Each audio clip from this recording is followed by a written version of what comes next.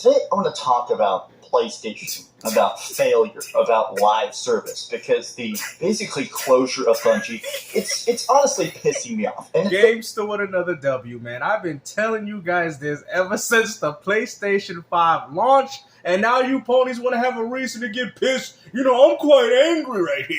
Sony canceled 11 live service and subscription games on us, and every exclusive game they made was cross-generation. Early on the PS5 launch, matter of fact, I even paid $1,000 for it, even more than what you're charging for the Pro. And now us ponies are angry. We feel played. You know, pay has no limits.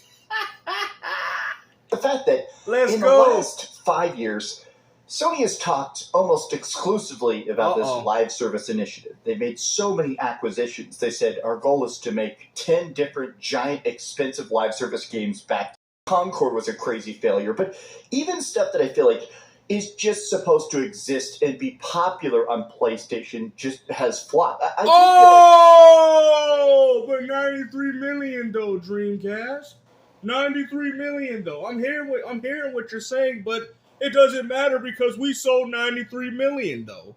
The era of live service has ended, and nobody. No. It's ended with y'all. Because Sony cannot compete with all the other live service and subscription games. This is what I was trying to tell you people, man. And the funny thing is you guys want to keep it there, but yet we got games like Soros, which is Sony's specialty, which is a single-player gaming experience. And guess what? The game is still stuck at 300,000. So you can't even use that narrative anymore, man.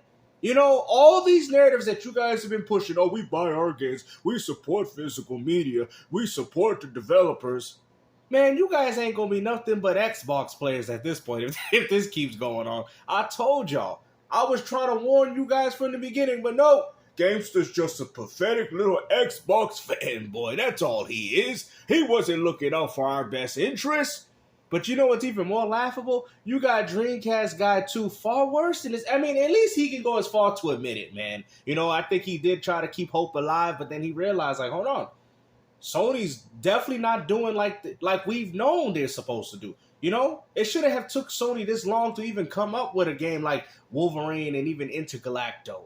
You guys waited 6 to 7 years to get these games, man. You know, take that in for a minute and be like, damn, all just to play one game and you don't even know if it's going to flop or you don't even know if it's going to be as good as the anticipation. Looking up to that fact. Think of all the acquisitions, like Blue Point Games. They bought Blue Point, the makers of some of the best remakes of all time. What do they have them working on? A God of War live service game. I want to go through a bunch of tweets today, a bunch of thoughts, a bunch of specifically a big free-to-play game with billions in microtransactions.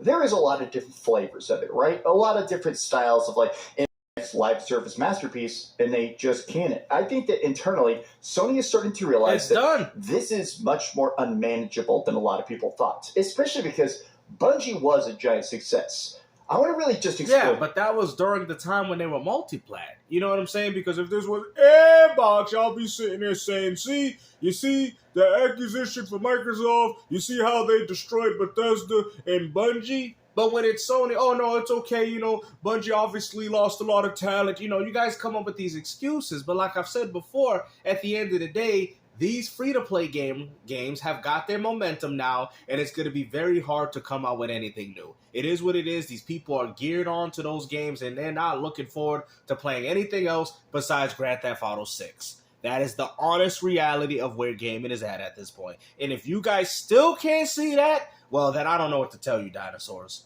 This for a sec, right? Because this is not just some random company. Bungie was purchased for $3.6 billion. $3.6 billion only 5 years ago, right? And when that acquisition happened, they said pretty explicitly, these are going to be our taste makers. They have made one of them ago, when I did a video about it at the time, that they essentially rolled out this tiny update to some people, a beta update that allowed you to see the biggest games in the world. Exactly. I mean, even PlayStation themselves is exposing you to the fact that the most played games are third party. We've been saying this from the beginning. Oh, but it's about exclusives. That's the reason why people pick up the PS5. That's the reason I got the Pro with the PSR Shot 2. That's with all the lies that y'all been telling people time and time again, just for all these narratives to blow up in your faces. Now we all know that you guys been lying for the past 5 to 6 years on PlayStation. We know. I've told you Fortnite, Apex, the same games that you're going to see on this list right now in this man's video, and we're going to sit there and still act like exclusives matter in today's gaming demographic? Station. And what it really revealed is that a lot of people are just playing the same games they've been playing for pretty much the last 10, 12 years. Games to win another W. Who told y'all this? Games to win another W. When you was out here running with these exclusive, we buy physical media narratives. And the funny thing is we don't even have all the other ones like FIFA. I know FIFA's there. I know Madden 26 is there. And I know college football is most definitely there. And Roblox. There's a few games missing out of this list, bruh. And that's what I'm trying to tell you. It's even worse than this. More than anybody else is learning the lesson that really? You cannot enter this space. I think at this point, live service is just dead. It's not just that. They can't even enter the space of single-player games because their games are still selling bad. This is what y'all don't understand. Y'all want better hardware, but you do understand if you want to make a more graphically demanding game, it's only going to require more of a budget, which also is going to equate to more people having to buy the game. This is what you guys are not understanding. Consoles will cease to exist. It's over. PC gaming has taken over, and they didn't even have to throw one fist. I mean, how does PC gaming win the console war when it never competed? It makes no sense. Of Diablo 4, it's weird that they just gave up on it. And people are like, okay, go play League, go play Dota. They're trying to be helpful, but it's just no. And the funny thing is, man, let's talk. It's done, man. No matter what you guys try to do to spin this narrative, you know what I'm saying? I know we got a few dudes probably looking at this. You got a little fan service right there. But at the end of the day, man, it's done. What do y'all don't understand? Look at the PlayStation Studios logo or the Xbox Studios logo and think, wow, I wish there was more live service slap in there. Wow, I wish there was more stuff that Well, that's what people are playing, man. You guys can say whatever you guys want to say.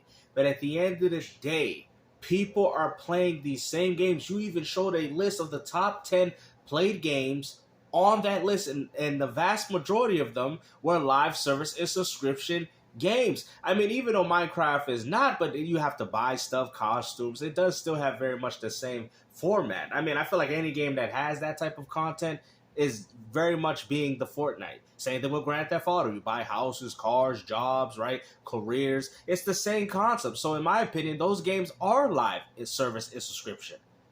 They have the same approach. You know? But this is what I'm trying to tell these ponies, man. Look at it. They're looking at all these franchises saying, I can't believe it, man. I thought it was about PlayStation 5 exclusives. You guys have been lying for the past 5 to 6 years. I've warned you guys. If any of you guys actually listen to me for once in my goddamn videos, we wouldn't be in this predicament. But no. Y'all want to call games to an Xbox fanboy. You want to sit there and say, he only hates PlayStation even though I have 3 PS5 consoles. You can say whatever you want to say. But at the end of the day, it's not going to change the casual gamer in regards to playing the games that you guys love to play. Soros is still going to look sorry to them. Nobody cares. We could only pray for Wolverine to do good. I mean, obviously with the Marvel license, it probably will do decently good. Hopefully it does a lot better than what Marvel Spider-Man 1 did on the PS4. But, I mean, the hype has died down, bro. A lot of these people don't really care about PlayStation exclusives because, to be honest with you, they never really did. And the only reason as to why their eyes was on these games before, because Fortnite did not exist. And if it did, it wasn't popular. All these games, think about what I'm saying. Remember, 2017 to 18, Fortnite, the PUBGs, all these games started becoming a part of the machinery, right? But as soon as those games took the momentum, then the eyes that people more likely looked at these PlayStation games started looking elsewhere. Say with the NBA 2K, with the open world, buying dunk packages, dribble moves like an RPG. That's when you started seeing gaming shift. Once those games started building up popularity for themselves, that's when it was like, bye-bye Sony, we don't care about playing your games anymore. You know, they were fun when they start. Matter of fact, most people started playing PlayStation exclusives with the PS4. Because, you know, PlayStation had good graphics with their game, and when you buy a piece of hardware, that is pretty easy to appease to the casual. But now they're like, oh, we don't really care. We like the Fortnite. We like the Apex. We like the Fall Guys. We like these free-to-plays. You know? And I've told you guys this from the beginning. And you guys are going to still argue this. You're going to still say, it's about exclusives. We got 93 million. But guess what? Out of all these characters that I see right here, PlayStation is not successful because of that.